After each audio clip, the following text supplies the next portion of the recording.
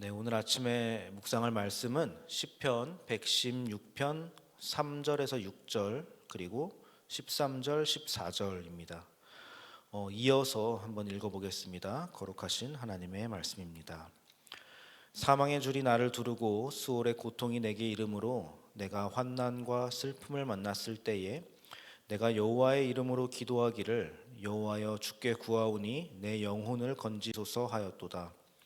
여호와는 은혜로우시며 의로우시며 우리 하나님은 긍휼이 많으시도다. 여호와께서는 순진한 자를 지키시나니 내가 어려울 때에 나를 구원하셨도다. 내가 구원의 잔을 들고 여호와의 이름을 부르며 여호와의 모든 백성 앞에서 나는 나의 서원을 여호와께 갚으리로다. 아멘. 우리가 방금 읽은 시편 116편은 자신을 구원해 준 하나님께 드리는 감사의 시입니다. 3절을 보니까 시인은 아마도 죽음의 고통에서 살려달라고 기도한 끝에 응답을 받았던 사람인 것 같습니다. 기도 응답을 받은 시인이 감사해서 하나님께 자신의 서원을 갚을 것을 다짐하는 시편이라고 할 수 있겠습니다. 오늘 본문 6절에 보면 순진한 자를 지키신다라고 되어 있는데 이 표현은 조금 오해할 수 있는데 하나님이 순진한 자를 지키신다라고 하는 것은 순진해야 한다는 뜻이 아닙니다. 여기서 순진한 자라는 의미는 원어를 보면은 미성숙한 자라는 뜻입니다. 그래서 미성숙한 자이기 때문에 내가 흔들리고 어려워지고 죄의 유혹에 빠져들었지만은 여호와 하나님이 자신을 지켜주셨다 이렇게 고백하고 있는 것입니다. 자, 그래서 오늘 시인의 고백을 쭉 정리를 해보자면은 이런 겁니다. 하나님이 어리석고 미성숙해서 고통과 환난에 빠져서 허덕이는 나를 불쌍히 여기셔서 나의 기도를 들으시고 구원하셨다. 그러니 내가 이제 여호와의 이름을 부르며 모든 백성 앞에서 은혜를 갚으며 살아가겠습니다. 이렇게 지금 고백하고 있는 것이 오늘 시편 116편입니다. 이 고백은 먼저는 자신의 미성숙함을 인정하고 직시하는 사람의 고백이고, 그리고 나에게 희망이 없음을 확인하여서 하나님께 매달리는 사람의 고백인 것이고, 그 다음에 그렇게 하나님의 구원을 경험한 사람만이 할 수 있는 고백이 바로 오늘 시편의 고백인 것입니다. 그래서 구원받은 자가 하나님께 드리는 화답의 노래가 바로 오늘 본문입니다. 우리가 오늘날 하나님께 기도하고 찬양하고 또 예배하면서 그리스도인으로 살아간다는 것은 바로 이 구원에 대한 경험에 우리가 지금 기초하고 있는 것입니다. 여러분은 주말에 또 이렇게 해 뜨기도 전에 여기 나와서 앉아 있는 것은 기본적으로는 내가 구원받은 경험 안에서 감사를 표현하기 위해서 우리가 지금 여기 앉아서 예배를 드리는 것입니다. 이것이 우리의 삶의 기반입니다. 그래서 우리의 기도도 항상 하나님 감사합니다로 시작하는 것입니다. 감사가 일단은 기본으로 깔려 있는 것입니다. 이 구원에 대한 감사 위에 기반하지 않고 그저 소원만 아뢰고 부르짖는다면은 그것이 바로 우상숭배입니다. 하나님의 이름으로 비록 소원을 아뢰지언정 감사가 빠져 있고 그것을 기반하지 않고 내가 원하는 것만 취하려고 하는 것, 그것이 우상숭배입니다. 그러면은 우리는 구원을 받아서 영생을 누리고 살아가는 사람들로서 하나님께 어떤 감사의 화답을 하고 있습니까? 여러분, 영생을 지금 누리고는 계십니까? 만약 하나님과의 관계가 회복되었고 지금 우리가 정말로 영생을 누리고 있는 상태라면은 우리가 여기서 더 무엇이 필요한 것입니까? 영생을 가진 사람들인데 우리는 하나님께 무엇을 더 얻어내려고 하는 사람들이 아닙니다. 주님은 이미 가장 좋은 것, 그리고 내가 미성숙해가지고 이해할 수 없는 지경에 가장 좋은 것 주신 분입니다. 그래서 우리는 주님만으로 차고 넘치기 때문에 감사해서 우리의 삶은 은혜를 갚기 위해 사는 사람들입니다. 그것이 그리스도인들입니다. 죄라는 올가미에 걸려서 희망이 없는 우리가 받은 것이 도대체 무엇인가? 이것을 우리가 깊이 인식해야 됩니다. 확정된 죽음으로부터의 구원, 수월에서부터의 건짐, 그리고 그 대가로 하나님의 외아들 예수 그리스도라는 십자가 위에서의 목숨값을 우리가 받은 사람들입니다. 여러분, 하나님의 하나밖에 없는 자식을 그 생명을 우리가 담보로, 우리가 대가로 취했다는 것을 정말로 우리가 믿는다면은 자식 내어준 부모에게 차마 더 내놓으라고는 할 수 없는 것입니다. 미안하고 감사해서 이제는 갚으며 살아가야겠죠. 그래서 오늘 시인도 서운한 것을 갚겠다라고 다짐하고 있는 것입니다. 여러분, 시인이 무엇을 서원했는지는 본문에서 정확히 알 수는 없습니다. 그러면 우리는 무엇을 갚으면서 살아가야겠습니까? 하나님, 제가 지금 이 미수금만 해결해 주시면은 금방 사업 다시 일으켜가지고 헌금 한번 제대로 하겠습니다. 지금 이 병, 지금 나의 이 육체의 어려움만 좀 해결해 주시면은 건강해져가지고 제가 교회 봉사에 뼈를 갈아 넣겠습니다. 우리는 당장 이런 것들 생각할지 모르겠습니다. 그것이 우리가 하나님께 서원한 것을 갚고 하나님의 은혜를 갚는 방법이라고 생각할지 모르겠습니다. 그러나 하나님이 정말 이런 것으로 만족하실런지는 저는 잘 모르겠습니다. 왜냐하면 하나님이 돈이나 봉사자가 모자라서 일을 못하시는 분은 아니거든요. 여러분, 갚는다는 표현, 그것을 한번 잘 생각해 보시기 바랍니다. 100만 원 빌렸으면 100만 원 갚아야 됩니다. 그것이 갚는 것입니다. 받은 만큼 동일한 값을 지불하는 것이 갚는 것입니다. 그럼 하나님이 우리에게 무엇을 지불하셨습니까? 목숨입니다. 생명입니다. 아들입니다. 그리고 하나님 자기 자신입니다. 그것을 우리가 사랑이라고 뭉뚱그려서 부르기로 했습니다.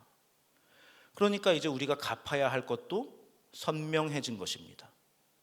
하나님이 우리에게 요구하시는 것, 사랑입니다. 우리 자기 자신입니다. 우리의 삶 자체입니다. 내가 너를 사랑했으니 너도 나를 사랑하라는 것입니다. 네가 가진 돈, 네가 가진 건강, 네가 가진 재능이 아니라 너는 있는 그대로 나를 사랑하고 너의 삶을 드리라는 것입니다. 그게 우리가 갚아야 할 것입니다. 이것이 우리 아버지가 원하시는 것이요, 부모가 자녀에게 바라는 것입니다. 부모 마음입니다. 여러분, 부모 마음이 도대체 뭡니까? 제 첫째 아들은 이제 11살이 올해 되었는데, 한국 나이로 나이에 비해서 그래도 꽤 철이 들어있는 편입니다. 근데 이 녀석이 어느 날 저에게 이런 말을 한다고 한번 제가 가정해 보겠습니다. 아버지, 아무래도 아버지가 그동안 먹이고 입혀주신 것이 너무 감사해가지고 날 풀리는 대로 제가 나가서 돈 벌어오겠습니다. 그동안 저 키우는데 비용이 얼마 드셨는지 저한테 대강 한번 알려주세요. 제가 껌이라도 팔아서 아버지한테 갚겠습니다. 이렇게 얘기하는 겁니다. 이런 얘기를 제가 들으면 제가 기분이 어떨 것 같습니까? 아, 역시 내 새끼 참 잘 키웠다 이러겠습니까 제가? 아니죠. 저는 너무 화가 날 거고 울면서 생전 한번 안 들어본 회초리를 들지도 모르겠습니다. 내가 언제 너보고 돈 벌어오라 그랬냐? 내가 언제 너보고 키워준 값 갚으라고 그랬냐? 내가 너 때문에 호강 한번 해보자고 지금까지 키웠냐? 나를 도대체 뭘로 보는 거냐? 이게 부모 마음 아닙니까? 부모가 자식에게 바라는 것이 도대체 무엇입니까? 먼저는 너 훌륭한 사람 되라는 것이고, 너 똑바로 잘 살았으면 좋겠다는 것이고, 두 번째는 부모 자식 간에 척지지 말고 끝까지 교류하면서 서로 사랑하면서 같이 붙어 먹자는 거 아닙니까? 그저 좀 같이 있고 싶다는 것 아닙니까? 그것이 부모 마음입니다. 우리가 자녀를 보면서 자녀와의 관계, 자녀 그 자체를 원하지 자녀가 가진 어떤 것을 달라고 하거나 갚으라고 하거나 경제적 목적으로 우리가 아이들을 키우지 않는단 말입니다. 하나님이라고 오죽하시겠습니까? 그것 때문에 독생자 예수 그리스도의 목숨값을 치르신 분이 바로 우리 아버지란 말입니다. 이것을 깨달은 사람이 바로 구원받은 성도요, 은혜를 덧입은 사람이요, 하나님을 아버지로 모시고 있는 사람일 것입니다. 이게 우리입니다.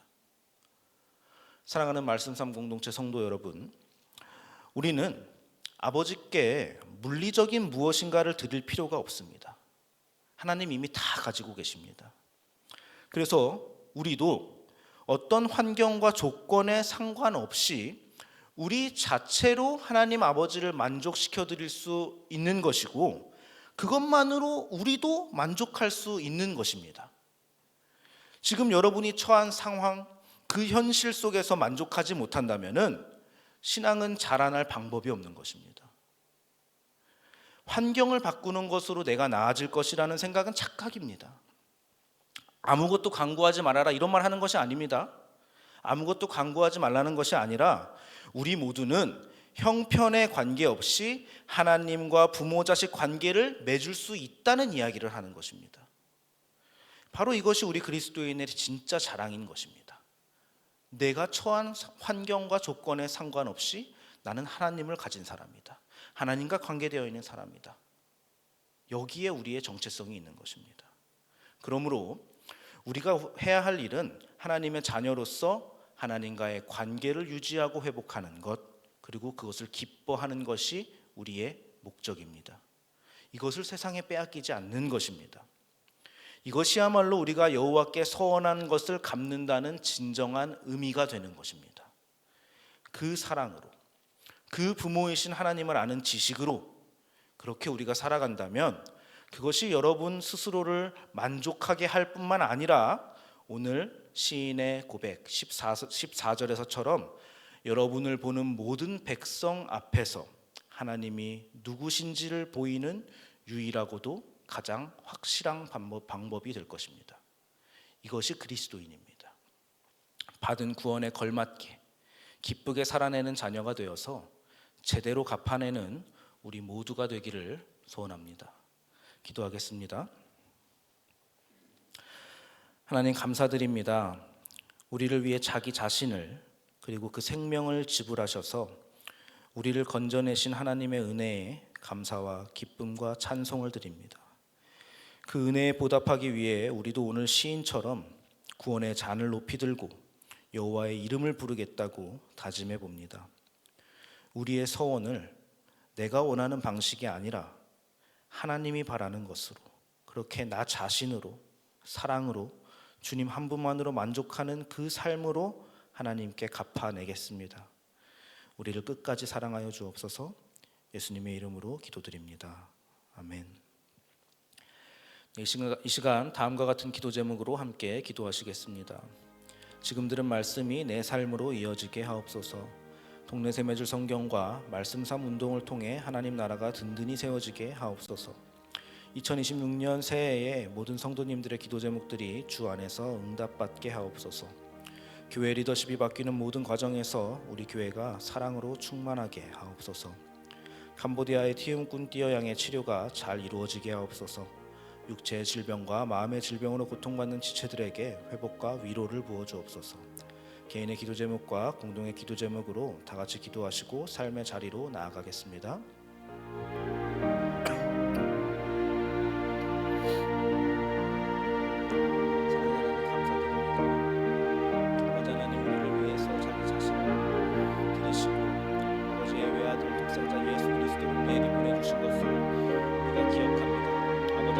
신앙생활을 하면서 그것이 너무나 당연시되고 너무나 익숙해져서 하나님은 우리에게 정말로 무엇을 주셨는지를 종종 잊어버리고 그것을 실감하지 못하는 것 같습니다.